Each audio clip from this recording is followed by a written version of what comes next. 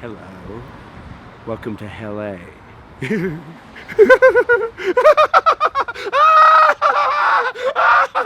See you in hell. Cool. All right. So my favourite part of the LA trip was actually more along the lines of a bit of a funny story, which two students were involved in, mainly one, and it was outside of Starbucks at about 9:30 at night, and we just had dinner, and there were probably about 8 of us all together, myself, another staff member, and about 6 students. Anyway, about 4 of the students were girls, and they wanted to get a thick shake on the way home from Starbucks. So they said, "Oh, can we just duck into Starbucks?" No problem. And then, but one of the guys we were with, Tennessee, was a little bit tired and decides, "Oh, I'm just going to rest against the wall," which was fine. Yep, sure, you can rest against the wall. He kind of ends up just sort of sliding down this wall slowly into this heap on the ground, and sort of, I think he actually fell asleep. Like, at first I thought he was joking. I think he just fell asleep on the sidewalk. Anyway, we were kind of having a bit of a laugh out. Thought it was pretty funny. No harm done. And then all of a sudden, out of nowhere, a police officer rocks up, and he just goes, he was really quite assertive straight away, and he goes, "Hey, what's going on here? This kid's clearly had way too much to drink, and he's clearly underage." At this point, I'm going like, no, it's a school trip, you know, there's nothing going on here at all that's sort of weird, and at the same time, so I'm trying to calm the police officer down, and he literally has his walkie-talkie in his hand about to call an ambulance. Tennessee's mate Hayden's desperately just trying to shake him and wake him up because he's just in this dazed state. Anyway, so we're trying to deflate the situation, and then out of nowhere, Tennessee decides to wake up and goes, "Wait, I have had something to drink."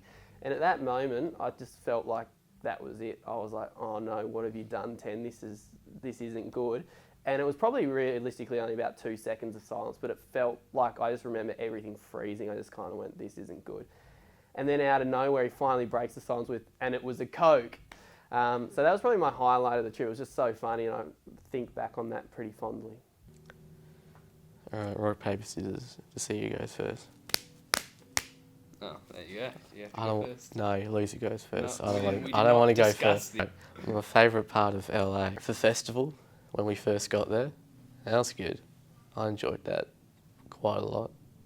We came out from underneath the ground from the train, and then we come up into the Hollywood, and it's just crazy people dancing all over the place. The music was very loud, especially the bass. They love turning the bass up as high as possible. I felt as though my heart was going to stop. You did the same thing as before. Hey, it's not my fault. What would I change? I would change the whole Ben situation. No. Is basically the exact opposite of me in every way. So he's your anti-bully. And you know the saying, opposites attract? Yeah. The person who said that is an idiot.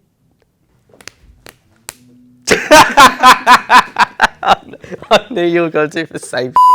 Did LA change me? It did change me. Because one thing we did over in LA was we did this songwriting program where we had to write a song in 4 hours. And typically I take approximately a year to write a whole song. So to sort of be forced to write one in 4 hours along with other people, I don't collaborate with people when writing songs. Nevertheless, it was a good experience for me, and when I got back, you know, I was just like, maybe I shouldn't take a year to write songs. Maybe I should try and write songs a bit faster. So when I got back, I wrote a song in a month, which still isn't that good, but it's much better than what it used to be.